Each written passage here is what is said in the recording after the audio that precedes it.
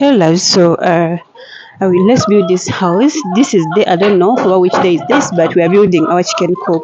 So just like you can see, I know you're not seeing me. I'm outside the chicken coop, but we are trying to build just like you can see in the background. So I'm going to be talking about telling you about things you shouldn't do as a beginner when you're starting your chicken or poultry farm. I want to pick these eggs. I want to pick the eggs. Let me see. Yeah, I want to pick the eggs as I take you through this process that we call farming. So that is me, and this is the I don't know which day is this, but yeah. So these are locally made cages. I know you may be wondering where we learned to do that from, but yeah, we are just people who love motivating ourselves, and then of course discovering new ways of doing new things that seem to be impossible, and we make them like possible. So most of you have been asking me how much does it cost for you to build such a chicken coop. Now, one of the things that I'm going to tell you, I cannot tell you how much I spent on this, but I can tell you how much you're going to spend depending on the birds that you want or you have, or even the space you have. So we do sell that program or the quotation. You tell us the space that you want or the chicken or the birds that you want to you bring, and then we budget for that. We tell you how much you need, and then the material and all everything that you need, of course. So this is a very very big group. Of course not so big, but of course it is big according to the capacities that of course beginner chiari. This is way bigger. Okay, but we did not start from this. Now, some of the mistakes that we make as new farmers or poultry farmers, we tend to copy and paste. Okay, of course we had two options: either renovating and maybe begin with this, or starting with the cages, already made cages. But according to what we saw, we knew that we wouldn't manage maybe to spend a lot of money on them. But of course, I'm not saying this is cheap. This is not cheap. But of course, I will not advise you to start with this if you have an option of starting with, of course, a free range system. So let me bring the trays as I put the eggs. I'm going to tell you about other things. I know there is noise and that causes stress to the birds, but we have nothing to do because yeah, we chose to do this. So let me come back. So I'm back. I told you are going to talk about some of the things that you shouldn't do as a beginner when you used to start with a lot of money. Okay, do not wait until you have a lot of money to start it, because it doesn't work like that. You can start with a lot of money and then still fail. Your first batch is a batch that is going to teach you a lot of things because you are inexperienced and you cannot start with this. You cannot start with this. You have to start small, okay?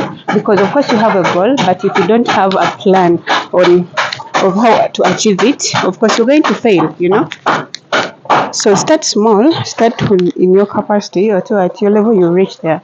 Number two, it is to like avoid getting information for free.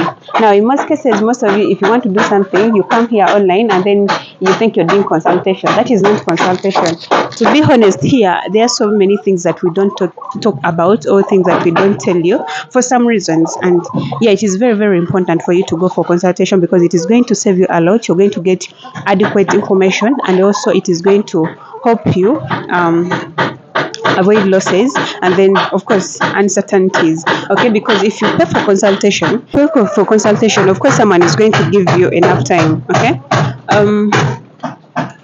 for example, if you come and then if I come and then you also come, I'm going to pay someone to give me information, and then you come for free information. Who am I going to give enough time? Of course, someone who has paid me, someone who has valued my time and of course my expertise. Okay, so avoid going for free things because you're going to lack a lot of information that actually you need to sustain your farm. Okay, another thing, avoid buying cheap local birds. Now, you see these birds? I know most of you have been asking me, how do you get those birds? Where do you get them? How much are they? When I tell you the money that I buy them or we buy them, one chick, you get surprised because it is expensive. Now, it is expensive and it is quality. I prefer going for quality. That's why you're seeing such a thing and they are surprising you like, oh, those are too big. They're looking nice. You're getting big eggs. Let me show you the big eggs that I'm talking about. You see the eggs? Like, look at that. Okay, so most of you mobile on your how are you getting big eggs and all that? It starts with you. It starts with the investment. It starts with your the information you have, and it starts with the quality of the birds that you have. Now this is a brown. It is kind of expensive, but of course it is worth it. Even when it comes to production, it's going to give you, of course, what you expect to get from it. Oh,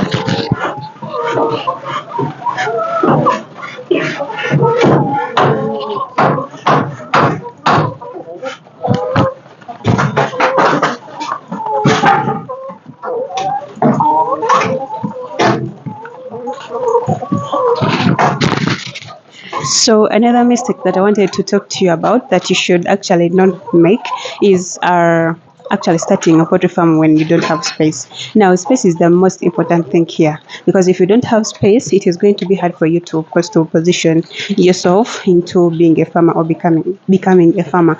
So in most cases, you have to be with space. It is not supposed to be so big, but of course, if you have a safe one, it is safe for you to start. But if you may be renting and you don't have space, preferably if you have a space in the village, of course you can start with it, because market is everywhere. Okay, it also depends on how you market yourself. So space is very important.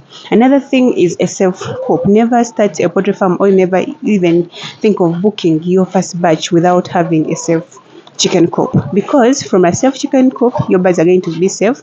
You're going to, of course, it's going to help you adhere to so many things. For example, you're broke, but of course you know your birds are safe. No one is going to access the chicken coop, and then they're not going to die because of rain, because of storm, like lots of things. Okay, so a chicken coop is so important. I know most of you are abantu abagamba, oh, if you want to start a chicken coop, a chicken farm, you don't have to build a lot of space, or you don't have to build a chicken coop. You solo call it like amatundu bali, not a cow. No, that is not true. You actually have to be with a safe and comfortable coop for yourself. Okay, so tell me what else you would like to do about this, because I don't want this video to be much or too long. So I'm going to stop from here, and then you comment in the comment section that you want something that you want me to talk about. Bye.